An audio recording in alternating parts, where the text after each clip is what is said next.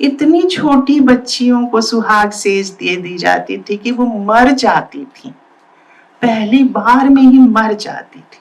अस्पताल और न्यायालय दुनिया की तो भूतही हवेलियां हैं, भूतही हवेलियां हैं। जितनी भी दुनिया के अपराध हैं वो स्त्री की देह से होकर निकलते हैं। उनका प्राइम साइट, उसकी आधार भूमि स्त्री का शरीर है। मैं गिना सकती हूँ, भ्रूण हत्या, उसके भी पहले जाइए, भावहीन, प्रेमहीन, यांत्रिक संभोग, बिना किसी से प्रेम किए हुए उसकी देह पर हाथ रख देना, ये भी खुद अपने आप में बहुत बड़ी हिंसा है। भूख से भी जुड़ी एक राजनीति है और अपमान से जुड़ी भी एक राजनीति है। लात पेट पर पड़े तो भी उतना ही कष्ट होता है जितना लात पीठ पर पड़े तो होता है।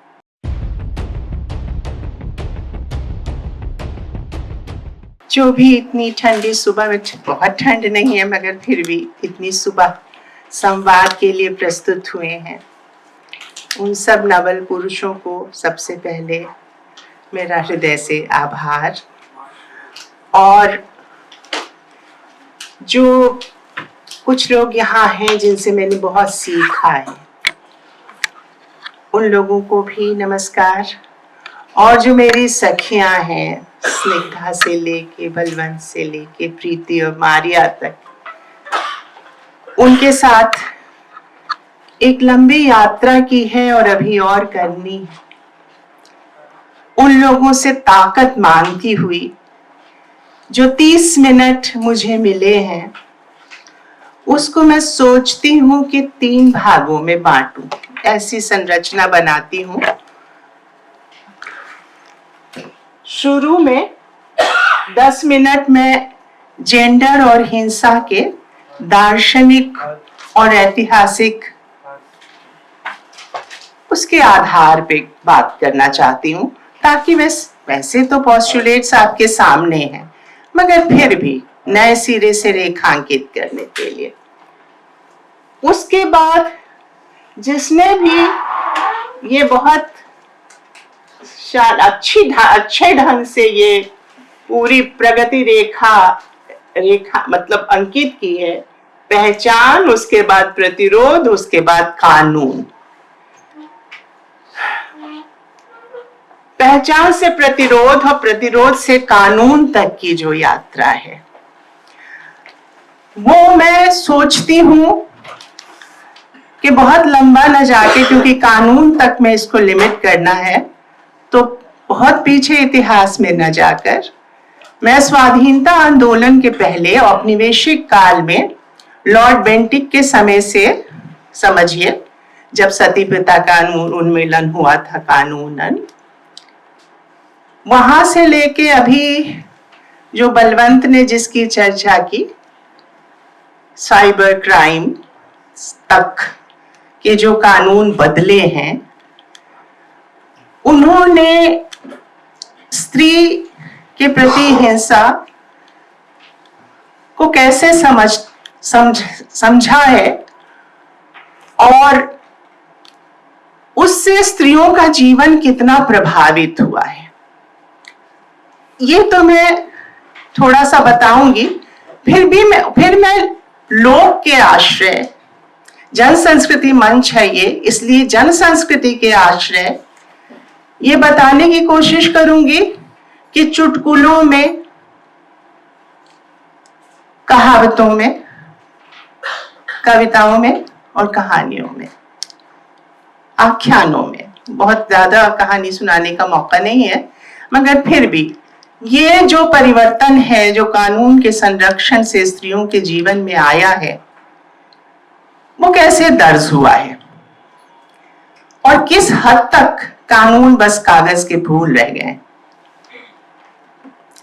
अंतिम 10 मिनट मैं सोचती हूं कि सूक्ष्मतर हिंसा जो होती है, मनोवैज्ञानिक हिंसा, जो कानून के घेरे में नहीं आती, उस पर बात करती हूं और ये बताती हूं कि कानून बन जाने भर से कुछ होता नहीं है। लगातार बीज छिड़कने पड़ते हैं। जैसे धूल की सफाई रोज करनी होती है, उस तरह से संचेतनागत सफाई लगातार करनी होती है। संवाद से पहले तो स्वयं से संवाद घटित करके रोज, मतलब रोज, जैसे धूल किताब से रोज झाड़नी पड़ती, फिर अपने परिवेश के लोगों से साफ साफ संवाद करके, ये भी करीब करीब रोज, क्योंकि उसका बैकलॉग बहुत ग्रंथियां पैदा करता है। और फिर किसी बृहत्तर दर्शन से 3 धरातलों पर लगातार संवाद करते हुए ही सूक्ष्मतर धरातल की जो हिंसा है, जो कानून के दायरे के बाहर जाती है और जिस पे काम नहीं करने से बहुत कठिनाइयां होती हैं, जो विमर्शों का विषय है। दरअसल विचार के साथ विमर्श एक जोड़े की तरह आते हैं। मैं ऐसे इस तरह से ब्रॉड डिवीजन करके चलती हूं। अब जहां तक जेंडर और हिंसा के दर्शन और इतिहास का सवाल है, हम ये जानते हैं कि भूख और अपमान दुनिया के 2 मूल दुख हैं, महादुख हैं। भूख से भी जुड़ी एक राजनीति है और अपमान से जुड़ी भी एक राजनीति है। लात पेट पर पड़े तो भी उतना ही कष्ट होता है जितना लात पीठ पर पड़े तो होता है। विमर्शों के हवाले ये बताते हैं कि अपमान की राजनीति भी उतनी ही महत्वपूर्ण है जितनी भूख से जुड़ी राजनीति में भेदभाव की संरचना। इसे स्पष्ट करने के लिए मैं पूरी कविता तो नहीं, लेकिन कविता का जो लुबोलुभाव है, गोरख पांडे की एक कविता है, उसके बरक्स, उसको जक्स्टापोज करते हुए दलित कवि कुंवर दलित कवि नहीं, वो वहां रहते हैं मुजफ्फरनगर के पास कहीं, अभी नाम उनका याद आता है। कविता जो है उसका सार, मैं हालांकि सार कविता का होता नहीं, फिर भी गोरख पांडे की कविता कहती है, चिड़िया जाल में क्यों फंसी, और उसके बाद उत्तर देती है अंत में, क्योंकि वह भूखी थी। इसी बात को कुंवर, हाँ तुम्हें तो पता ही होगा।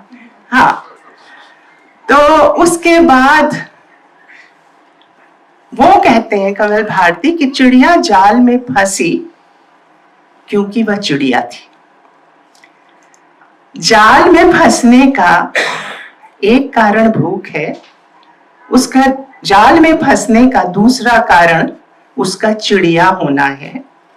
चिड़िया जिसका जन्म गाने के लिए हुआ है, उड़ने के लिए हुआ है, प्रकृति के कुछ सूक्ष्मतर उद्देश्यों की पूर्ति के लिए हुआ है, उसे भी जकड़ा जा सकता है उसकी परिस्थिति की कैद जो उसकी देह है उसमें। तो हम ये जानते हैं कि जितने भी दुनिया के अपराध हैं वो स्त्री की देह से होकर निकलते हैं। उनका प्राइम साइट, उसकी आधार भूमि स्त्री का शरीर है। मैं गिना सकती हूं, भ्रूण हत्या, उसके भी पहले जाइए, भावहीन, प्रेमहीन, यांत्रिक संभोग, बिना किसी से प्रेम किए हुए उसकी देह पर हाथ रख देना, ये भी खुद अपने आप में बहुत बड़ी हिंसा है।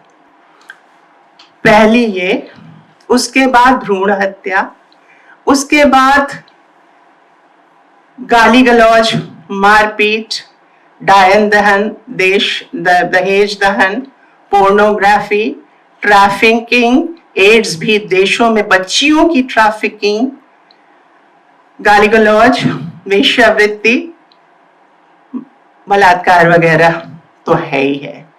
कोई भी अपराध, हत्या वत्या तो है ही है, वो उसका रास्ता स्त्री के शरीर से होकर जाता है। फिर भी इस गिवन के बावजूद स्त्री आंदोलन इकलौता आंदोलन है जिसने एक बूंद खून बहाए बिना परिवर्तन करने की सोची। उसने ये इतिहास से सीखा कि आत्मगत परिवर्तन या आचरणगत परिवर्तन या निजी स्पेस के जो अंतरवैयक्तिक संबंध होते हैं उनके ढांचे में परिवर्तन के बिना अगर क्रांतियां भी होती हैं, फ्रांसीसी क्रांति, रूसी क्रांति, कोई भी अच्छे मोटिव की क्रांतियां, बड़ी क्रांतियां, वे भी धीरे धीरे अपक्रांति में बदल जाती हैं। तो सबसे पहले अपने भीतर की सफाई और आत्मगत आचरणगत सफाई जरूरी है। वो एक तरह का आधार स्तंभ है जिससे क्रांति भी सस्टेनेबल बनेगी। संरचनागत परिवर्तन भी आनी जानी माया नहीं बनकर स्थायी तौर पर होंगे। ये तभी होगा जब जो भी क्रांति के लिए इकट्ठा हुए लोग हैं वो अपने निजी स्पेस में हिंसा करने से गुरेज करें, वो किसी भी तरह की हिंसा हो, भाषिक, मानसिक और भौतिक हिंसा तो खैर उसके हजार उदाहरण हैं ही। तो उन्होंने जनतंत्र पे भरोसा किया और जनतंत्र पे भी न्यायालयों के द्वार गईं, ये जानते हुए गईं कि अस्पताल और न्यायालय दुनिया की दो भूतही हवेलियां हैं, भूतही हवेलियां हैं और इसके साक्ष्य के लिए आप काफका का छोड़ भी दें अगर कासल या द ट्रायल, तो इन कहावतों का मर्म समझें। हमारी तरफ एक कहावत चलती है, एक पजामा दो भाई। Maria, I can translate it for you, but I think you'll follow it. It's really rooted in our kind of Hindi, which is Bhojpuri or Magahi or whatever. एक पजामा दो भाई, पारा पारी कचहरी जाई। मतलब मुकदमे इतने लंबे खींचते हैं कि एक ही पजामा बचता है घर में और वो भी लड़ने का तेवर बना रहता है, तो बदल बदल के एक बार एक भाई इतना सारा आर्थिक शोषण हो जाता है, ढक जाता है, लेकिन मुकदमे खींचते ही रहते हैं। और बेचारी औरतें, उनके पास संसाधन भी नहीं है, अवसर भी नहीं है, वो इतना लंबा मुकदमा कैसे लड़े। लेकिन निर्भरा की माएँ और दूसरी तरह की ऐसी माएँ, कई माएँ हमारे सामने हैं जिन्होंने हिम्मत की। अब दर्शन का एक पक्ष, ये इतिहास का इतना छोड़ती हूँ, 10 मिनट मेरे सामने हो गए करीब। अब मैं आती हूँ औपनिवेशिक काल के समय, औपनिवेशिक काल में जो परिवर्तन हुए जिसने उन्हें स्त्रियों का जीवन बदला। ये स्त्रियों का जीवन कैसा था, इसको समझाने के लिए औपनिवेशिक काल में मैं 2-3 छोटे-छोटे किस्से सुनाती हूँ, जो मेरी माँ, मेरी नानी और मेरी दादी से सुन के बताती थी हम लोगों को। एक कहानी है जिसमें एक बाल विधवा घर में, अपनी ससुराल में शोषण, दैहिक दोहन का शिकार हुई, अपने जेठ और अपने ससुर से भी प्रताड़ित हुई वो, तो भाई उसको घर ले आया और वहां बाहर बुलाते थे शाम के समय उसके घर के लोग, रात के समय, और पत्नियां तो जानी जाती थी, जब वो घर आती थी तो चौके की राजनीति शुरू, वहां भी तरह तरह से उसको तंग किया जाता था, क्योंकि गुस्सा तो पति पर है या बेटे पर है कि वो क्या कर रहा है, मगर बॉक्सिंग बैग तो वही बनेगी जो भोगता है। तो रात को वहां दोहन झेला और फिर चौके में आके वहां श्रम दोहन झेला, खाना भी नहीं मिला। ये हालत देख के उसने अपने भाई को लगातार चिट्ठी लिखी, हम ठक बन मतलब हम ठीक बानी। उसको पूरी ह्रस्वीकार दीर्घिकार लगाने लायक पढ़ाया नहीं गया था, तो पहले तो वो हम ठक बन लिखती रही कि हम ठीक बानी। फिर एक दिन भाई मिलने आया तो उसने देखा ये तो ठीक नहीं है, फिर वो लाया अपने घर। वहां उसने एक पेड़ दे दिया, पेड़ के नीचे एक नाटा बैल दे दिया, नाटे बैल से कहा कि पेरेगा जब तक तेल तब तक तुम देखती रहना, है ना, और बीच में टिक टिक टिक टिक कर देना। शायद वो तेल पेरने वाले की बेटी थी। तो एक दिन जब तेल पेराता था और सामने थाली में रखाता था कठौती में, तो उसमें वो अपना चेहरा देखती थी और देखती थी कैसे उसकी लटें सफेद होती जा रही हैं, यहाँ भी सफेद होता जा रहा है। श्रवण समीप भय सित केसा, स्त्रियों के जीवन में ये मुक्ति की घड़ी होती है। भली भाई मेरी मटकी फूटी, मैं तो पनिया भरन से छूटी। वो बहुत चैन की सांस उसने भरी कि चलो अब मैं बूढ़ी हो गई, अब मुझे कोई खतरा नहीं है, अब मुझे कोई वैसे तंग नहीं करेगा, वैसे नहीं देखेगा, गांव के शोहदे मुझे इतने परेशान नहीं करेंगे। तो उसने चैन की सांस भरी। बगल में वो नाटा बैल देख रहा था, वो हंसने लगा। जब उसने चैन की सांस भरी कि अब तो मैं बूढ़ी हुई, अब कोई झंझट नहीं, तो बूढ़ा नाटा बैल हंसने लगा। और ठीक उसी समय चंचल जी, राजा के कुछ घुड़सवार उधर से गुजरे या सामंत के, और उसे उठा कर ले गए। ये कहानी करीब करीब सच्ची है। बैल हंसा नहीं होगा, लेकिन कहानी में थोड़ा सा तो कुछ होता ही। ये सच्ची कहानी।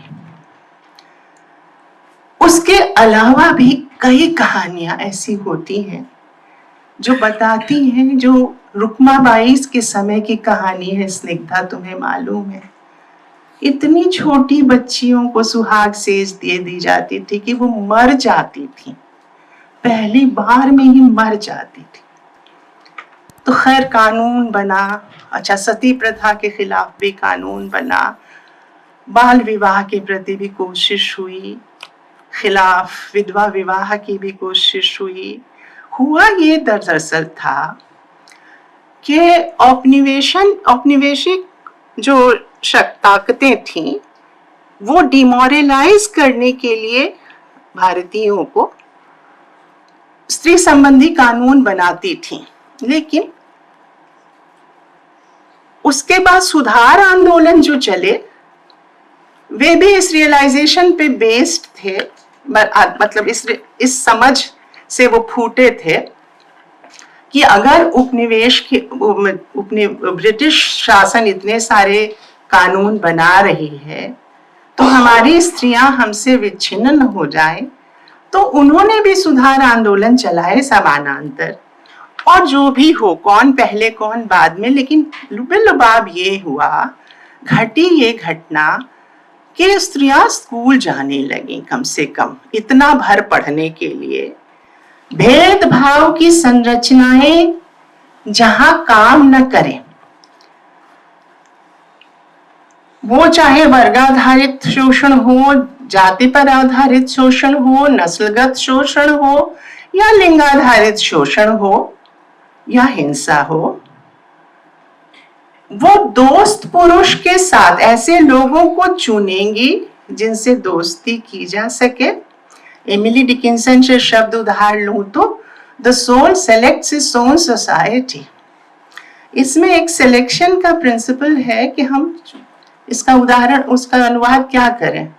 आत्मा अपना स्वयं पर स्वयं रचाती है, खुद लोगों को चुनती है। सिलेक्शन से फिर एक कम्यून बनाती है, गेटो नहीं कहूंगी, कम्यून बनाती है, फैमिली ऑफ फ्रेंड्स बनाती है। फैमिली ऑफ फ्रेंड्स नए परिवार का मॉडल है जहां रक्त संबंध नियामक नहीं होते आत्मीयता के। यहाँ जो भी बैठे हैं इसमें 4-5 लोग तो ऐसे हैं जो पुरुषों में भी, दयाल वो देशबंधु कॉलेज में पढ़ाने वाले तीनों लड़के और भी तो एक, जिनको मैं अपने बंधु परिवार का हिस्सा क्यों न मानूं। रक्त संबंध, जो भी स्त्री इस नए परिवार का मॉडल लेके चली, उसने ये माना कि जो नया परिवार होगा वो रक्त संबंध पर नहीं, यौन संबंध पर नहीं। ये भी बहुत बड़ी बात है। पुराने परिवार जो होते थे वो यौन संबंध और रक्त संबंध पर आधारित होते थे। नए जो परिवार बनते हैं, हमारे सपने का जो परिवार है, वो आत्मा के संबंधों पर बनता है और आदर्शों की समानता पर बनता है। एक स्वप्न है, महास्वप्न है, उसकी किरचियां भी हैं, तो उसको हम फिर से जोड़ेंगे। पेपर राशि के नई प्रतिमाएं बनाएंगे। कई मिनी नैरेटिव्स बन के भी एक महान नैरेटिव बना सकते हैं, और वो बनाए जा रहे हैं लगातार, वो प्रक्रिया चल रही है। और वहां पे आत्मा के और आदर्शों के रिश्ते ही नए तरह से स्थापित होने हैं। ये हुआ अब। लेकिन जनतांत्रिक मॉडल में जनतंत्र की जरूरत इसलिए भी पड़ी कि सेंसरशिप का प्रश्न थोड़ा उलझा हुआ था। आखिर संवादमुखी होना था तो संवाद के लिए बोलना जरूरी है। बोलना जब जरूरी है तो जनतंत्र ही एक मॉडल बचा। अब जनतंत्र में कानून ही एक उपाय बचा, चाहे वो कितना भी अजीब सा हो, लेकिन हमें धीरज रख के उन कानूनों का सहारा लेना पड़ा और प्रेशर ग्रुप्स बनाने पड़े। हम नागरिक शास्त्र की किताबों में स्कूल में पढ़ते थे प्रेशर ग्रुप की बातें। मेरे 15 मिनट होने वाले, इसलिए मैं जल्दी से अब दूसरे इस पे आती हूँ।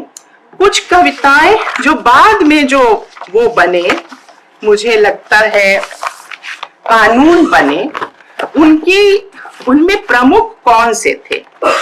उनमें प्रमुख कानून हिंदू कोड बिल से बनता हुआ नजर आता है, अंबेडकर के जमाने से। और वहां पर भी बहुत सारी इस तरह की चीजें हुई, बहुत सारे विवाद हुए। अभी हम उतना समय नहीं है कि हम सब उन बातों की चर्चा करें, लेकिन मैं 2 किरदारों की चर्चा करूंगी जो स्वाधीनता आंदोलन के बाद के दिनों में जो कानून बदले हैं, उसमें वो दिलेरी से, जो जैसे तेजाब फेंकने की बात बलवंत ने सुबह कही, तो नए कानून जो बने हैं वो हिंसा की परिभाषा बदलते हैं, बढ़ाते हैं, और बहुत तरह के विकेंद्रित प्रोटेक्शन सेंटर्स की बात करते हैं। वो कहते हैं कि कम से कम हर मोहल्ले में एक कोई प्रोटेक्शन यूनिट होनी चाहिए जहां यौन हिंसा की शिकार स्त्रियां रात भर रह सकें। स्त्रियों को तो पेड़ के नीचे सोने का मेरा बड़ा मन है बचपन से, लेकिन मैं अभी तक ऐसे समाज में नहीं हूं कि पेड़ के नीचे मैं सो सकती हूँ। तो पेड़ के नीचे तो कोई खदेड़ा हुआ आदमी भी, चाहे गजा पट्टी से वो खदेड़ा गया हो, चाहे कहीं से भी, स्त्रियों का पेड़ के नीचे या विस्थापन पे जिसने काम किया है या बंटवारे पे, वो लोग जानते हैं कि पेड़ के नीचे औरत का सोना मुश्किल है, अभी भी मुश्किल है। ऐसी स्थिति में कोई छत तो चाहिए। छत चाहिए तो एक हर मोहल्ले में कम से कम अगर एक ऑल्टरनेटिव स्पेस, ऐसा इतने सारे विवाह भवन बने पड़े हैं, उनका क्या होता है, वो कम्युनिटी सेंटर्स में कम से कम एक तो ऐसा रिहैबिलिटेशन सेंटर चल सकता है जहां हिंसा की शिकार स्त्रियां जा सकें, और कुछ तो ऐसे आर्थिक संसाधन जुटाए जाने चाहिए जो जुटते भी हैं माइक्रो फाइनेंसिंग से, जो कि मुकदमा लड़ने में उनके सहायक हो सके। तो इस तरह के सारे इंतजाम जो अभी हुए हैं हाल फिलहाल के कानूनों में, उसमें ट्रैफिकिंग एक्ट के खिलाफ भी कानून बना है, घरेलू हिंसा के भी खिलाफ, साइबर क्राइम के भी खिलाफ। इसमें दो किरदार मेरे जीवन में, क्योंकि मेरा प्राथमिक प्रशिक्षण साहित्य में है, तो दो उदाहरणों से मैं बात करूंगी, दो किरदारों के महाभाने। एक किरदार थी ऐसे ही घरेलू हिंसा की शिकार एक लड़की, जो कि जिसके साथ गजब हुआ। कभी कभी पोएटिक जस्टिस होता है। उसके पति ने अंत में उसको उठाने के लिए दरवाजे के पीछे का जो डंडा है वो उठाया मारने के लिए। उसने ऐसे किया और उसकी सांस टंग गई, उसको हार्ट अटैक हुआ, वो वहीं गुजर गया। अब वो लड़की जो थी उसको ये समझ ही में नहीं आए कि वो रोए कि वो रिलीफ की सांस ले।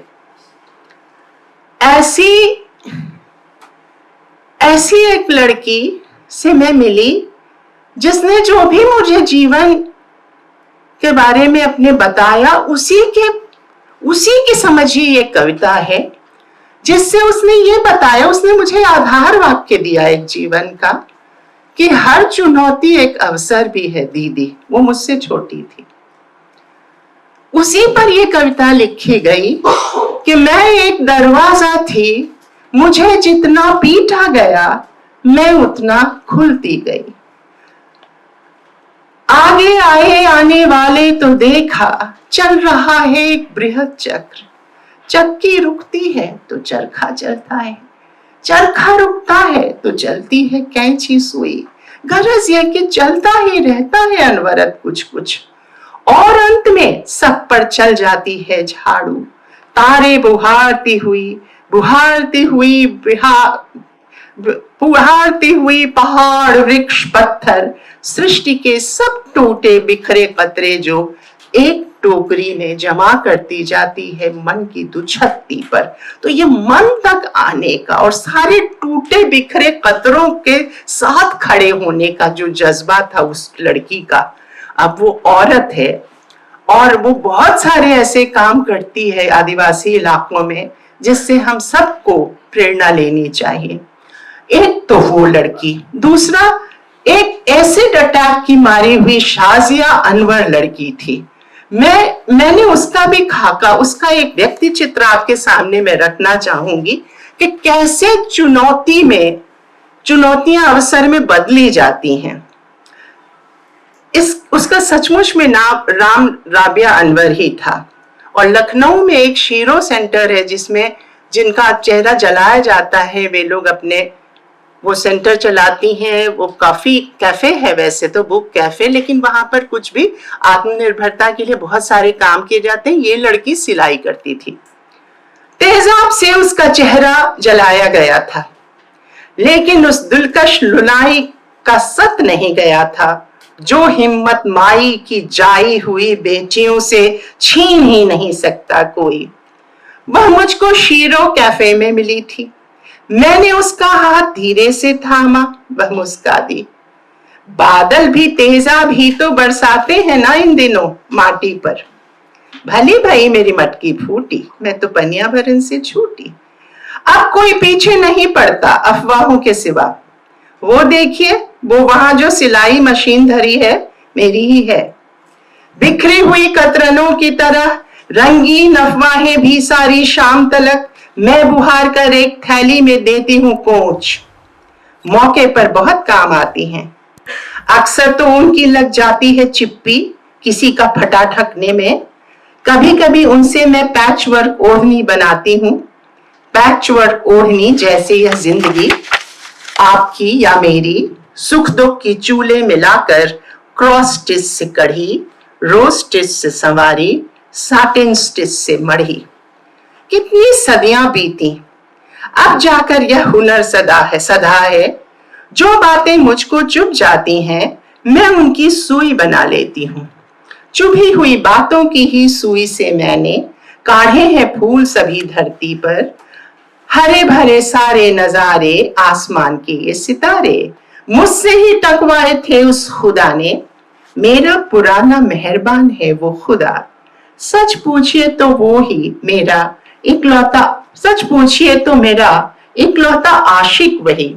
बाकी तो सब बाल बुतरू हैं।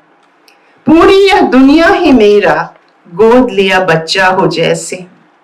बच्चों की चिल्लपों कान नहीं धरती, रहती हूँ मस्त और किसी से नहीं डरती। कहती हुई अब की राबिया हंसी।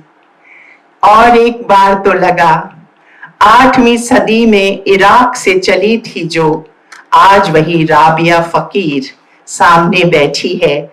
हाथ में उसके वही सब्र का धागा, साहस की तीखी सुई, जिससे कि सदियों से वक्त किया करता है पाक दिलों की रफूगरी। तो ये किरदार इस तरह से गलियों में हर जगह आप सिर्फ हाथ पकड़ने को उद्यत हो। और सबसे बड़ी बात बहनापे की ये है कि मीरा के प्रेम वेल की तरह ये वर्ग, वर्ण, नस्ल की कटीली चारदीवारियां भी फांक जाता है। और उसमें आनंद भल लगने के दिन आ गए हैं। जिस तरह से बसों में चलते हुए हम सबने ये अनुभव किया, मैंने तो किया है, बगल में कोई सब्जी वाली भी आकर बैठ जाती है और वो खिड़की से बाहर देखती रहती है।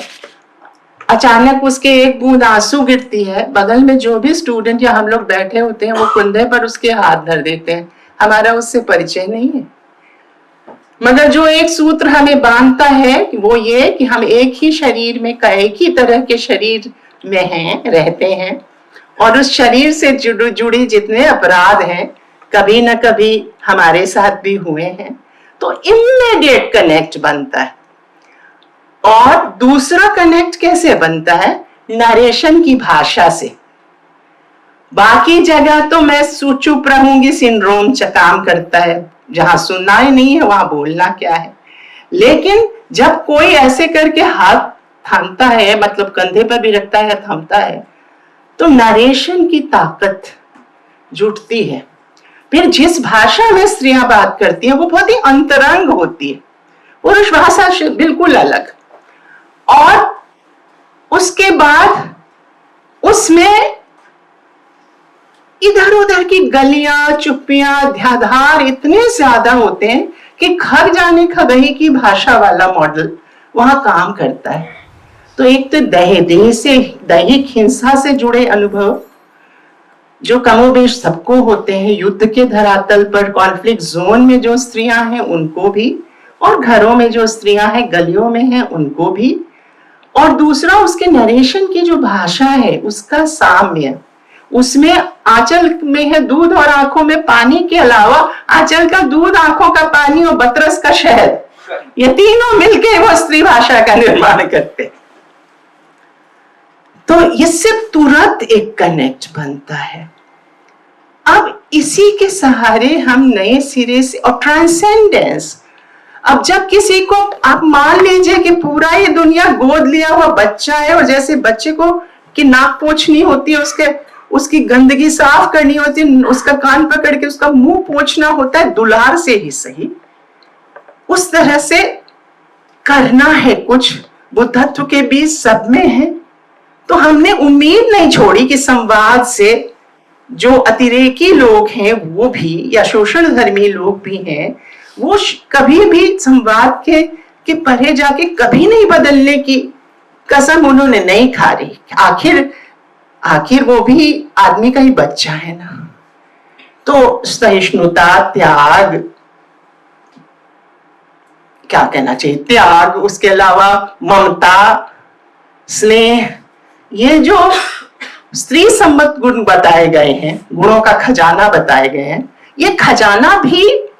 ये गुणों का खजाना भी पुरुष और स्त्री में बराबर बराबर ही बंटना चाहिए, जैसे कि और तरह के संसाधन और अवसर बराबर बराबर बंटने चाहिए। तो सद्गुणों के खजाने पर भी एकाधिकार नहीं होना चाहिए स्त्रियों का। लज्जा का हो या किसी भी चीज, सद्गुण कोश का कोई भी गुण हो, वो पुरुषों में भी हो सकता है। They are not beyond repair. They are not beyond repair. हमें अभी आशा है, तभी संवाद की पहल है। और साम दाम से थक के ही कोई स्त्री दंड भेद की ओर जाती है, और दंड भेद झेलने के बाद कोई घर आता है तो दोबारा उसका हाथ पकड़ना चाहती। तो अभी आस नहीं तोड़ी है स्त्रियों ने। और इसलिए, और एक बात और मैं कहूंगी, मैं बहुत सारी स्त्रियों को जानती हूं जो रोज मार खाती हैं, गाली सहती हैं, और क्या कहना चाहिए, स्लो पेस में बलात्कार झेलती हैं, किश्तों में, थोड़ा सा अभी, थोड़ा सा कभी, थोड़ा सा कभी, लगातार बिना प्रेम किए। कोई औरत किसी को न छूना चाहती है, न छूने से उसको अच्छा लगता है, लेकिन उसको कई कारणों से वर्क प्लेस पे या घर में इस तरह की छुअन बर्दाश्त करनी पड़ती है, जिससे मन में भी तृष्णा जगती है। लेकिन फिर भी वो क्यों बर्दाश्त करती है, ये सवाल मैंने बहुत लोगों से पूछा है, और मुझे जो उत्तर मिले हैं उसका सारांश ये है। 12 बजे मुझे बैठना है, इसलिए मैं सारांश बता देती हूँ। वो सारांश ये है कि वो कहती है कि हम क्या करें दीदी, हम क्या करें, उनको भी तो नौकरी नहीं मिली, वो भी तो थके हारे आए हैं, वो भी तो जाति आधारित शोषण के शिकार हैं, उनके साथ भी दफ्तर में बुरी घटती है, हम उनके अपने हैं, पंचिंग बॉक्स ही सही। वो पंचिंग बॉक्स नहीं कहती, वो उल्टी की बाल्टी कहती हम उनकी उल्टी की बाल्टी है तो क्या हुआ, कम से कम उससे उनका मन थोड़ी देर शांत हो जाता है। तो ये करुणा, अब आपको निर्णय ये करना है कि आप स्त्रियों की करुणा का ही पात्र बना रहना चाहते हैं या उनके दोस्त बनना चाहते हैं।